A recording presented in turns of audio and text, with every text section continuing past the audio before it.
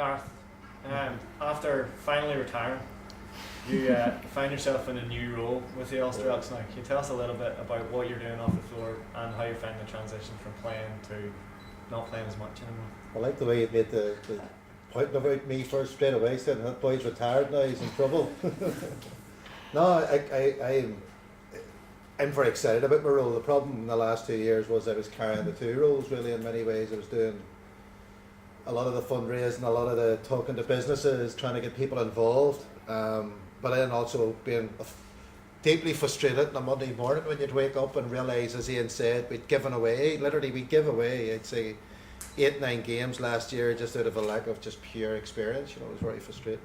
So really off the court now, it's great. I'm loving it. I'm loving the fact that, Connor, who's just come back from Australia, who was over with the Melbourne Tigers, has set this whole thing up, is realising that this is the way to go. This is the only way we're going to get people like you interested in what we do in terms of the media. We need you. We need you to be here so that we can then entice the business community to get involved and invest in what we're doing. And that's really what this whole package is. That's what it's all about. And if that doesn't work, if that business side that I'm primarily chasing for the club doesn't function, then it's very difficult for us to ensure that the fellas turn up in nice new tracksuits.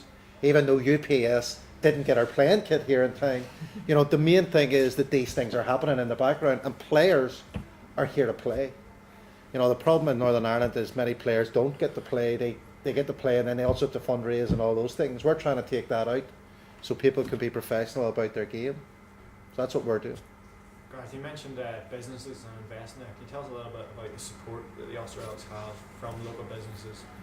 Well, it's how that works. Well, I think it's fascinating. I think we would ask yourselves, that in terms of the media, how many sports at the minute. Yes, we have a problem here. We have already over marketed our games. Now, to go back to what you were saying, what's it going to be like when we start winning, when we start competing at that higher level? Then we really do have a genuine problem. We can only get something like 400 people into your game. So, in terms of the business, getting businesses involved, I have to be honest with you, it's not a problem. It's not a problem. People see that there's a genuine effort to make something that is really professional, that is organised in terms of that it's going to try and, not sponsorship, more so like a partnership, working with the company to how we can help the company grow and help the company sell its name through us as a product. So that's effectively where we are at the minute. We've various businessmen who have, Steve McCartan here, who's here tonight, Mark Murray, who's not here, other businessmen, Sharon, who feeds our scholars, who everybody in the team would realise is probably the most valuable person in the club right now, because she just helps us out in so many ways, provides the sandwich. And it's all those wee things from a business point of view really enable the big picture to work. And then to put in perspective, Dave's being very modest here about what he's saying, to give you a bit of a snapshot. But Dave played in front of about 18,000 a game last year.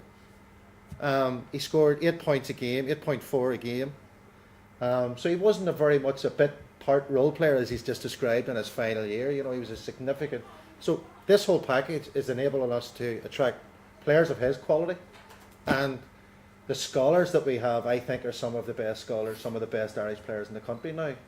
Combined with the young fellas that we have here, it's a good future. Gareth, you have an incredible amount of experience in the sport. Is there one piece of advice you would give to players who are currently on the team? Most of them starting out pretty young and at the early stages of their career.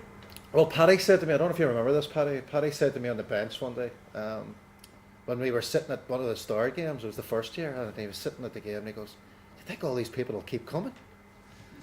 And it's a very good question. And there's two factors that have to happen. Number one is that each and every one of us here, you're allowed to, as a player, to be able to go into the gym and concentrate on developing your game. If you can't develop your game in the gym by yourself, then you're in trouble. Too many of us who have been in the game, and those who have been involved in rugby and cricket, we've all in Ireland, in Northern Ireland, become fundraisers, all of those things, so we couldn't concentrate in our sport. You have to get into the game, and that, by you getting into the gym and practicing and working on your game, will ensure that people will keep coming in the door. How much of it so far, Gareth, in terms of the crowds, do you think there's been people coming along for something different, and how much even has the kind of general awareness awareness and understanding of the game improved among the crowd, and even that in itself is a challenge, because once they start to know the personalities and know the game, they start to become more constructively critical, simply as people who are interested in people who have a better understanding of it, as opposed to simply being sort of vaguely entertained with a fairly low threshold of satisfaction. Well, it's a very good question, because I tell you why. We have noticed that basketball, historically, was a huge sport in Belfast. It was massive. There was, thousands of people went to games every week. That's not an exaggeration. Thousands of people. I played for St. Gall's in the time of Smittix. Maybe show me age, but at that time there were 2,000-3,000 people who. So there's a huge history of basketball in Belfast, massive. So there's a lot of people there. For example, at our practice game the other day, we actually had people coming to watch the practice game. So that says an awful lot for all of us in terms of where we are at the minute.